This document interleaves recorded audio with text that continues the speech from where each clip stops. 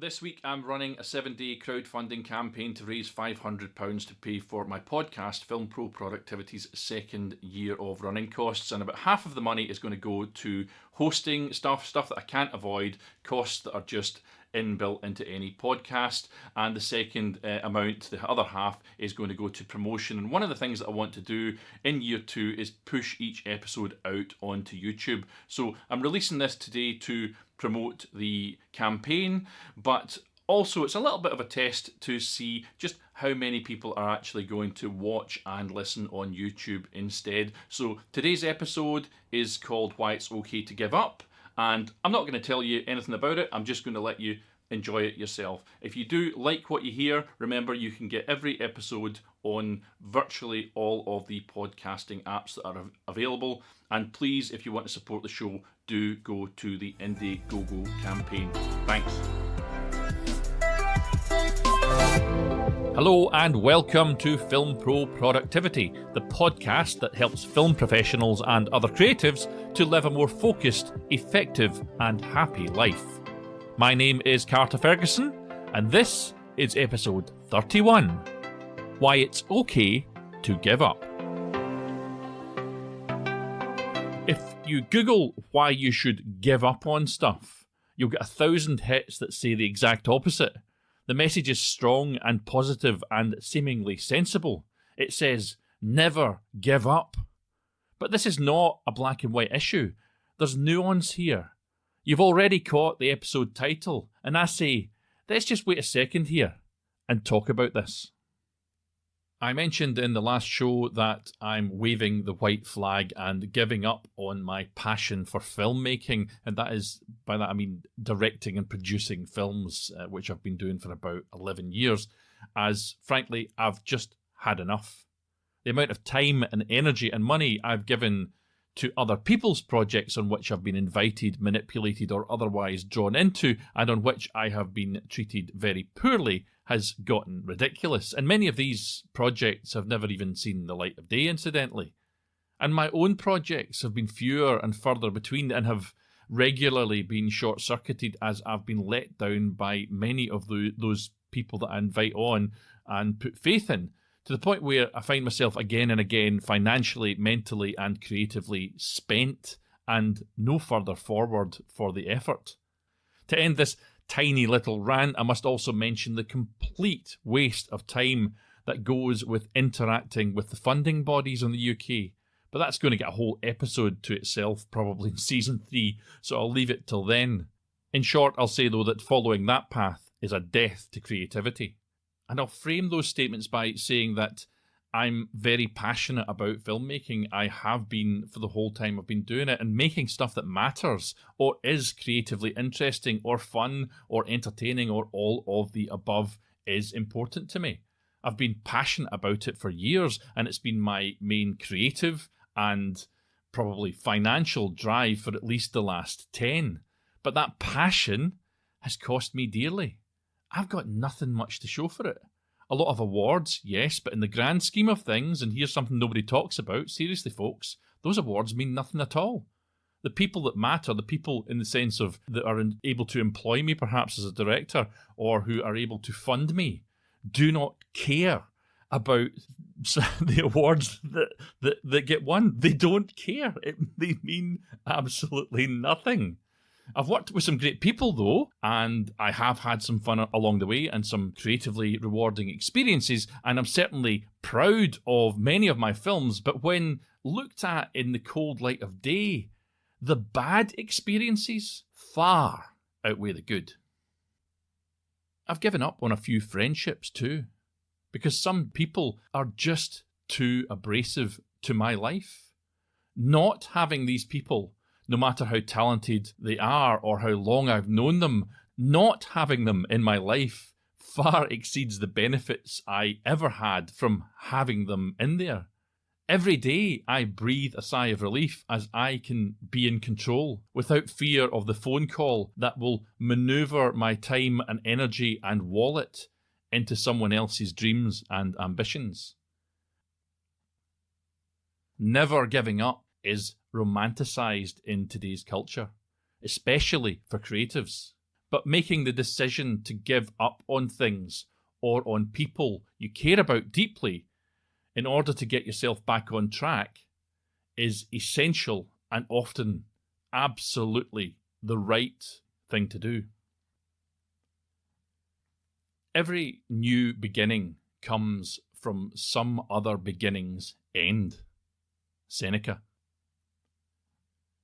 Time and again, I talk here about increasing our self-awareness, of working on your life and career at the same time that you find yourself living and working in it. Self-analysis, though, is a great weakness of the creative, as romanticizing our work often blinds us to truths that would enable us to move on. It stops us from finding happiness and leads us into a headspace where we are no longer in control, frozen in an inability to let go because we fear we might be perceived by others, or perhaps in ourselves, in fact, as failures. And this is an extremely damaging place to be. F. Scott Fitzgerald said, "It's never too late to become who you want to be. If you want to live a life that you're proud of, and if you find that you're not, I hope that you have the strength to start over." So I gave up on my filmmaking. Yeah, I did. Or at least I can say that I'm certainly taking a holiday from it. Maybe in a couple of years, things will change. But how's that benefited me? I'll tell you how. By not thinking about making films, by not looking at the next bit of equipment, by not watching YouTube videos on how to improve what I do, by not reading books on the subject, by not trying to coordinate projects, by not filmmaking, I give myself time and energy and money that I can put elsewhere. My path is not right now that of a filmmaker. My path is perhaps right now that of a podcaster or a fight director, but it's not a filmmaker. It's a choice. Lara Rutherford Morrison wrote an article for Bustle.com, which I'll link to in the show notes, called 8 Times That Giving Up Might Actually Be a Good Thing.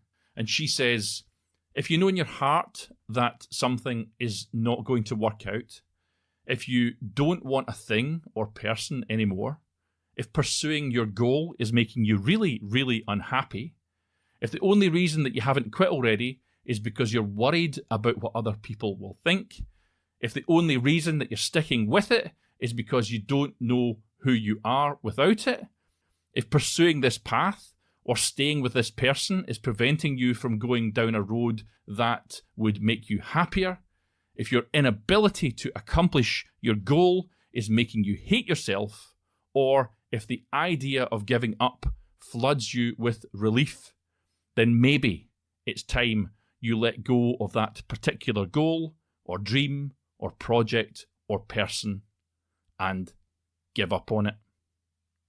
She goes on to say that this doesn't always make you a bad person either, or a failure, or a deserter, or whatever bad thing you've been telling yourself. Sometimes giving up means that you are someone who is mature enough to know when to cut your losses and move on. Someone who has the bravery to protect their mental health. Someone who is willing to take the risk of changing course. And I'm not saying that when you hit a bump that you shouldn't persevere, hit a bump in whatever it is you're driving towards, that you shouldn't persevere, but I wanted to introduce to you today the possibility of a new way of thinking. If you're really considering all your options when you're working on something, then giving up has got to be one of them. And yes, sometimes that might mean giving up on a dream or a relationship or something else, but that's life. It's not the end of the world.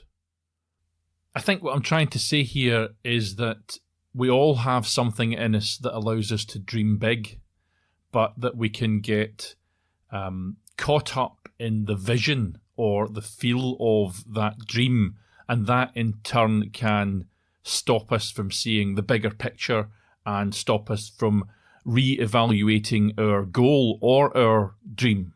It's a positive mindset trap that stops us from proceeding and succeeding with our own goals.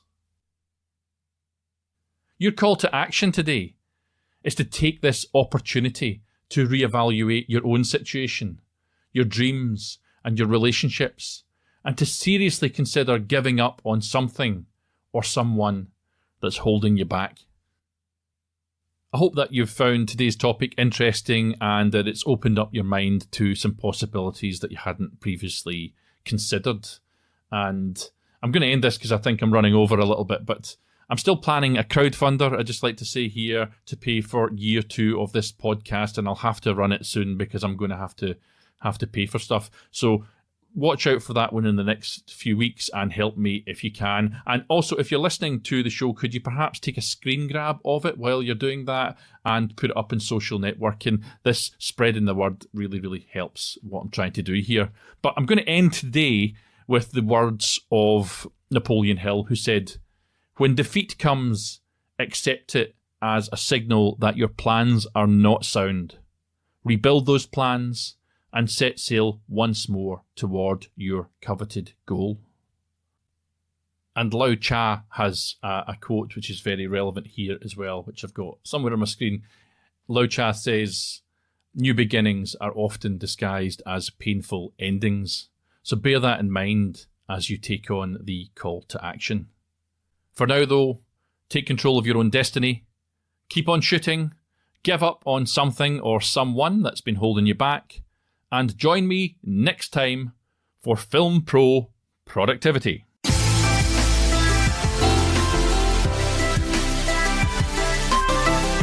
The music that you can hear right now is Adventures by Eihimitsu. You can view the show notes for this episode on the official website filmproproductivity.com.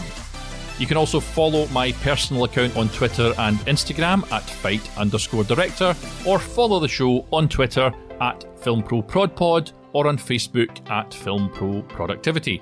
Please, please, please support the show by subscribing, spreading the word, and leaving an awesome review.